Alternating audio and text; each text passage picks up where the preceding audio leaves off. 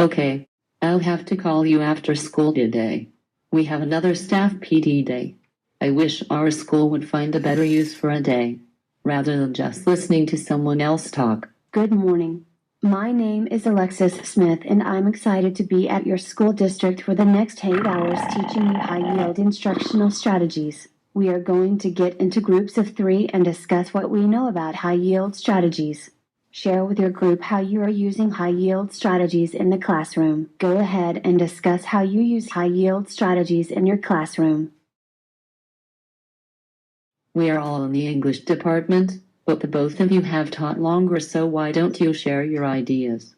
We are doing literature circles, which I enjoyed as a student, but my students don't seem to care. I wish I could make it more interesting and prepare them more for their future. Well, Lisa, what if I told you that I have transformed some of my traditional lessons to prepare our students more for their future? I'm listening. Has to beat what I'm doing right now. Look at my laptop. My classroom looks a little different now.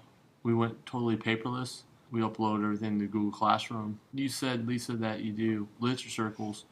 I did my literature circles in a little different way. I had my students submit theirs with the screencast. So I could actually be a part of their discussion, which is really cool because I could sit in on their discussion and then I could actually listen to their discussion. And make sure everybody's on task, and this is their real-time board, and they learn how to scan, they learn how to upload all the writings. All of their old school literature circle was transformed by using screencasting and scanning.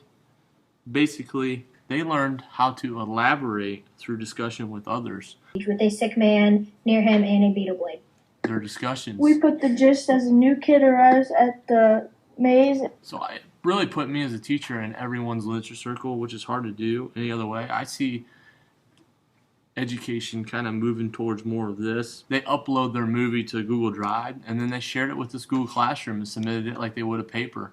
It was real easy to be a part of their literature circles, and I think it fired the kids up. I improved their student feedback by submitting comments on their video, and they were easily identifying similarities and differences in their videos. You know, Marzano talks a lot about high yield strategies such as similarities and differences, and this is by far the easiest way to do similarities and differences, and they summarized, which is also a high yield strategy, really well of what was going on in each literature circle.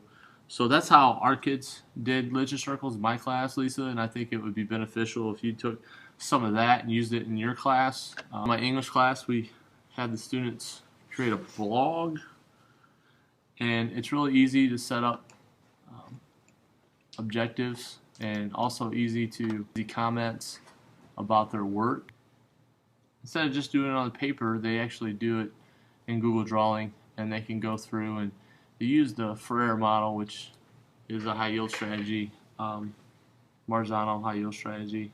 It gives students a portfolio of what they learned, and it also allows me to give them faster feedback, non-linguistic representation.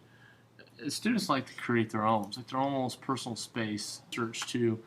We use Ohio Means Jobs, and basically students reach out to actual professionals and they interview them using Skype and FaceTime. And this is a doctor who was on her lunch break, and she basically was in her car eating lunch, and her student was gaining research by having a conversation with her through her computer, and then they actually have to cut it up and talk about it. So instead of just doing research and writing about it, they actually are speaking with the professional, and then they reflect on it on their blog. So you see, guys, this is kind of the high yield strategies we need to be doing, and this is what I do in my classroom. Wow, this is great. You took something we already are doing and transformed it to fit the needs of the 21st century student. My question is, why didn't you tell me before the school year started? I know my kids would love to learn how to use technology in my English class like this. I don't know. I guess I really didn't think about it, Lisa. I don't teach technology.